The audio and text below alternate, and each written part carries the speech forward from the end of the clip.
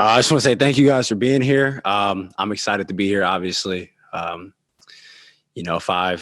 6 more years after this. And it's just exciting. We got a new GM, a lot of new players, and we're ready to get this weird and obviously awkward season started. So, like I said, it's going to be fun. All right, we'll open questions with Sean Cunningham. Fox, congratulations, man. I appreciate it. I wanted to know quickly, just, you mentioned Monty, for your standpoint. I mean, it seemed like everyone thought that your extension would be a formality, but was there any nervousness or apprehension? I mean, clearly you knew where ownership maybe stood, but having a new GM come in, what were just some of your feelings before he came in there? Were there any kind of apprehensions or anything like that? Not really. At the end of the day, we let the business side of the game, happen. Obviously, negotiations happen and things like that. But we wanted to get it done and get it over with. Obviously, everybody knows how I feel about being here. And, Monty kind of felt the same way. So, we got it done quickly and easily, painless. And like I said, it's obviously that's over now. We're, happy that the contract is done and it's all about basketball now.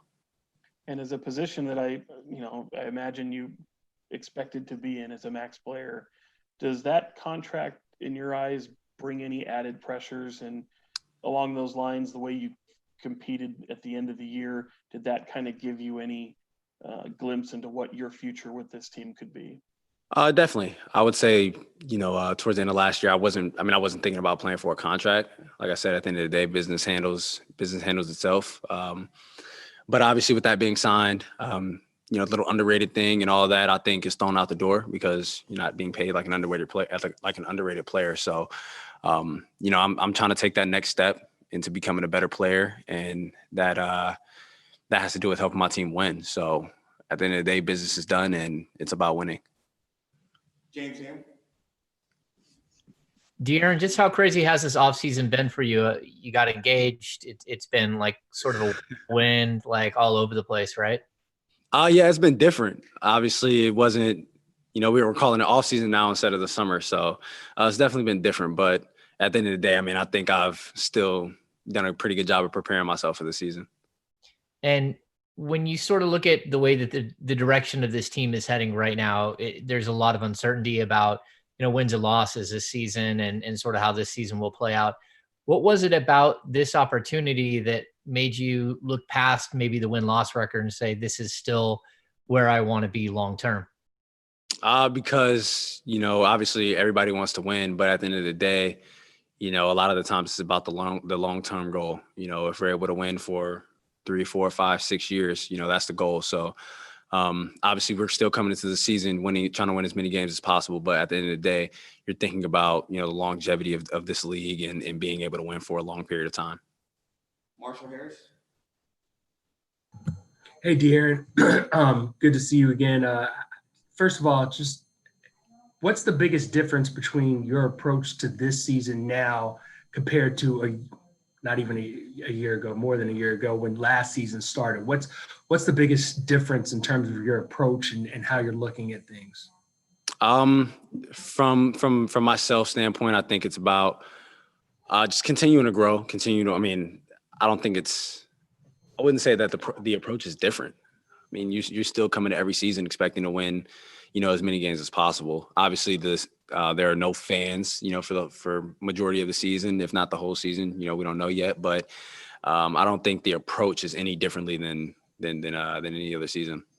And when you look at last time you were playing basketball, there was a bubble. There's no bubble now. What do you think the biggest challenges will be for yourself, your teammates, all the players, I guess, in the NBA? And as you've seen what's happened, even look at college basketball, the NFL, we got like Wednesday night football. Like what are you looking at as the biggest challenges for you in the league? Obviously it's about staying safe. At the end of the day, that's what it is. As far as challenges, you're not looking at on the court challenges any differently than you would before. This is all about continuing to be safe. And it's not like football where, you have one game in a week. If you test positive, it's like, obviously you're out for a week. Now in the NBA, if you test positive, you're missing 4, 5, 6, 7 games. So it's all about being safe in this environment. Jason Jones. Hey, what's up, De'Aaron? What up, man? Not much. In terms of your development, in terms of being a leader, and I know when you came into the rookie, you had like Vince Carter and Zach and those guys in the locker room. It might have been it was a little tough to maybe be as vocal. Just how far have you come in that role as being a vocal leader and kind of taking control of the team in that way? I think I'm still getting better at it, still learning. As a leader, you obviously still have to listen, but for me, it's continue to be more comfortable, in my body and in my voice. Make sure guys hear me. Obviously, we haven't been able to do that, but just shooting out text messages here and there, and I've talked to Tyrese a few times, and just being able to text him and go through things because we haven't been able to get together as a team. So it kind of starts there. These next couple of days, it's all individual stuff. So being able to reach out and let people know, know you're here and you're thinking about the team is the first step at it. And Luke mentioned to us about offensively getting at things quicker and some of the things that might change with having Alvin and Rex on the staff. What do you haven't been around and seen both of those guys, especially Alvin and what he's done offensively with his teams? What do you look forward to that could be different, that could maybe accentuate your game even more this season? Just knowing the way, knowing the way the Pelicans have played the last couple of years is, they're getting up and down the floor. They're going to play fast, not necessarily shoot the ball fast, but they're going to get the ball down the floor quickly, get into their stuff quickly.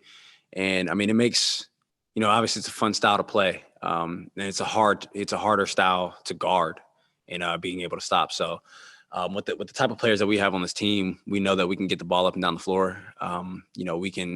We can get early shots if we want, but we can still at the end of the day be able to get the shots that we want. So offensively, it's definitely a fun style. Hey, Jason Anderson. Hey, De'Aaron, congrats on the contract and all the family stuff and all that, man. I appreciate it. Yeah. Hey, in this process, as you and the organization have committed to each other long term, and talking with Vivek and Monty and Luke and the rest of the organization, what's the vision they laid out for you and for the team, and what does that timeline look like to you? Obviously, I'm a younger player and we got, some rookies coming in, but it's to win for, like I said, in a substantial amount of time. It's not to have one or two good seasons, it's to roll out 5, 6, 7 good seasons. So that's what it's about. That's what we're trying to build here. Okay. And, if I could ask you kind of a 2K, NBA 2K style rating question, your defense, where would you have put that over the first couple of years? Where do you want it to be, and how do you get there? It's just constant. It's consistent effort. Being able to continue to put that effort out. Being able to play both sides of the ball. Obviously, you have to be in great shape for it.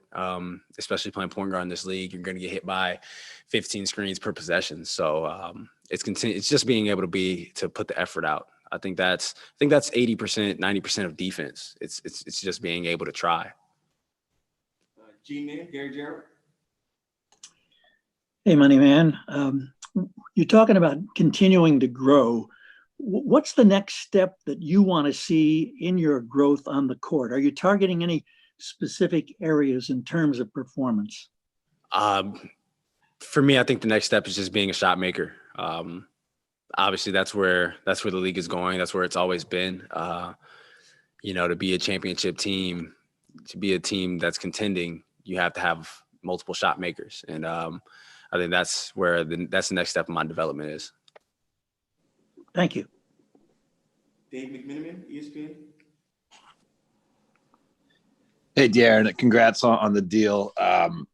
When you guys were down in Florida, obviously COVID was a concern, but there were some limited options to you guys, right? So you couldn't really violate the bubble too much, and everyone was able to keep playing games. But this season, without that, how much of player accountability will fall on one another to kind of make sure everyone is doing the things to stay safe, not just to be able to play games without falling behind in the standings, but just so everyone stays safe? And will you guys for lack of a better term, kind of make sure that you lead one another in that aspect? Obviously, safety is a big part, and people still want to live their lives at the end of the day, but it's all about, thinking of others and especially thinking about your teammates. You don't want to catch it and then someone else could possibly get it. And now, half the roster has it, and, games are either canceled or, it's playing with a shortened roster. So, you have to think about your team. But you could catch it from doing the smallest things at this point. And at the end of the day, you just try to be accountable for yourself, accountable for, what your family's doing, and just try to keep it as safe as possible. It's not much that can really be said about that. Thank you. John Scott, TNT. Hey, De'Aaron, the pandemic has changed the way we all watch sports. What is it about the game that keeps you engaged and motivated as a player during these unprecedented times? And what about the game draws in fans and keeps them watching? The fact that you can get away from things, when you're watching, and then as far as playing, we're still playing basketball at the end of the day. Nothing's really changed. Once you step on the court, you're kind of not, at least I can speak for myself, you're not really thinking about, the COVID situation or anything like that. Obviously, with no fans, it's a bit different, but I'm still playing basketball, rather if you were playing pickup, if you were playing in a normal game with fans or without fans, you're approaching it the same way. Matt George. There's a couple more. De'Aaron, going back to your draft night, it was clear the city and the fan base wanted you and that you wanted to play here. Now, fast forward to signing a max deal. What is the relationship still like between you and the city? What does it mean to get that commitment from this organization? I love it here. I love playing here. I love the fans. It's definitely been great since I've been here. Like I think I've said it before. It's kind of like when I was at Kentucky. That's the show there. But here, we're for me, I want to be able to, bring wins to the city, bring wins to this franchise. Obviously, I'm very happy that we have that commitment, we have that trust in each other. But now it's about winning. I think that's what it's always been about. And obviously, I'm only 22. I'll be 23 in 19 days, or I think today's the first. Yeah, 19 days. So obviously, I'm still a young player, but I want to be able to, win for majority of my career. And then you were very impressive with your aggressiveness attacking the basket in the bubble. You talked a lot last season about how the game has really started to slow down for you. Should we expect that offensive aggressiveness to carry into this season? Has anything changed for you in that mindset? Yeah, definitely. Continue to stay aggressive. I think I shot well from the field. I think I shot around like 50% from the field in the bubble. But like I said, it's about being a shot maker. So being able to continue that efficiency from the field, but also up my efficiency from the three-point line, I think changes the game, not only for myself, but for my teammates. Time for the last question, Tony Harvey. Yeah, De'Aaron, like everyone else, man, congratulations on the big contract. I think right now you have the largest contract currently have the largest contract in Sacramento Kings history. So congratulations on that. You said a lot of things about winning these past questions. I just want to get your thoughts on, the Kings haven't made the playoffs in the last 14 seasons, and that's a problem. What is your thoughts about that? And, there's no I in team. Of course, you're going to need a team to do that. But what is your thoughts about trying to get over that obstacle? For me, it's about, one, every player on the team has to up their games, rather if it's players that have been here, the rookies or new guys through free agency. But it's been a lot of different, factors and, different coaches, different players. But at the end of the day, we want to come here, and we've had guys that have played on playoff teams and that have won championships. So it's about listening, continue to listen to each other, continue to play together.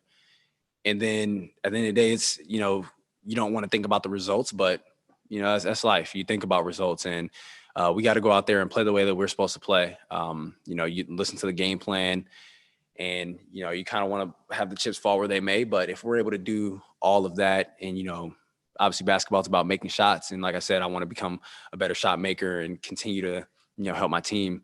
That's what's have to be done. And I think that obviously we say no I in team, but if I'm able to do that, it opens up the game for everybody. And I think that it'll make the team better. And if we're all clicking, then we're a playoff team.